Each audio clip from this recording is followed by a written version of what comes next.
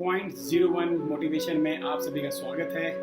आज की कहानी उन लोगों के लिए है जिनको ये लगता है कि वो जो कर रहे हैं शायद वो नहीं है। तो चलिए इस कहानी के थ्रू मैं आपको समझाता हूँ कि कैसे जानें कि हम हैं कौन। एक किसान अपने खेत के पास के गोडाउन में कुछ काम कर रहा होता है और काम करते करते उसको पता चलता है कि उसकी घड़ी कहीं गिर गई है। तो वो अपनी घड़ी खोजने लगता है और उसको वो घड़ी कहीं दिखती नहीं है और बहुत प्रयास करता है। और प्रयास इसलिए कर रहा होता है वो बार बार, क्योंकि वो जो घड़ी होती है उसके पिता ने उसको दी होती है, उसके पिता की आखिरी निशानी होती है, उसके लिए बहुत अनमोल होती है। तो बार बार इधर उधर चीजें पलट के देख रहा होता है पर उसको वो घड़ी नहीं मिलती है। वो बहुत नाराज हो जाता है। इस निराशा में वो अपने गोडाउन के बाहर आके बैठ जाता है। अचानक से उसकी नजर कुछ बच्चों पे पड़ती है जो खेल रहे होते हैं।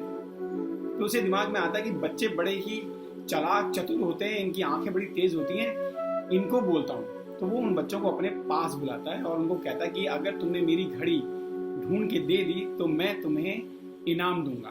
तो इनाम के लालच में वो बच्चे मान जाते हैं और गोडाउन में घुस के घड़ी ढूंढना शुरू कर देते हैं।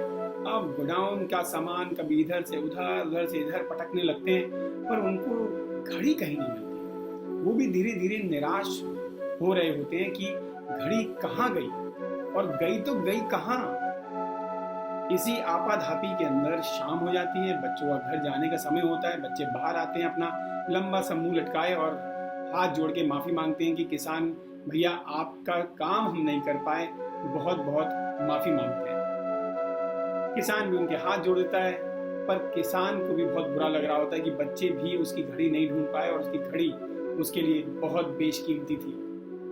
वहां वो बैठा ही होता है कि एक बच्चा वापस उसके पास आता है और किसान से गुजारिश करता है कि क्या मैं एक बार और आपकी घड़ी ढूंढ सकता हूं आपके गोडाउन के अंदर।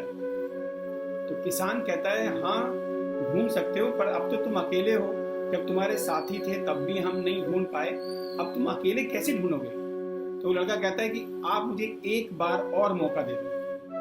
तो वो अंदर जाता है और एक कोने में जाके वो खड़ा हो जाता है और थोड़ी देर के बाद वो वहां से बाहर निकलता है और देखते हैं कि उसकी हाथ में वो घड़ी है और वो किसान के हाथ में वो घड़ी रख देता है। किसान की आंख में चमक आ जाती है और वो पूछता है कि ये कैसे हुआ, पर रुको पहले मैं तुम्हें तुम्हारा इनाम दे दूं। तो वो उसका इनाम देता है और फिर दोबारा पूछता है कि तूने ये कैसे किया।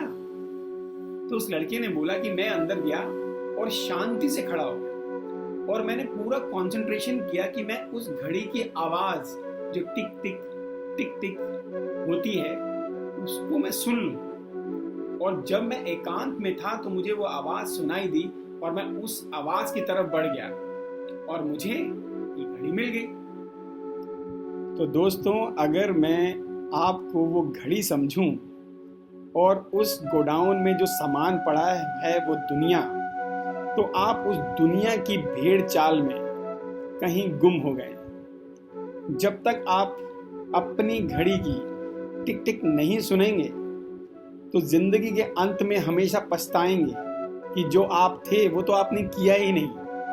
तो अगर आप वो करना चाहते हैं जो आप हैं तो धैर्य से अपने ऊपर ध्यान लगाएं और जानें कि आप हैं कौन और क्या करने में आपको खुशी मिलती है।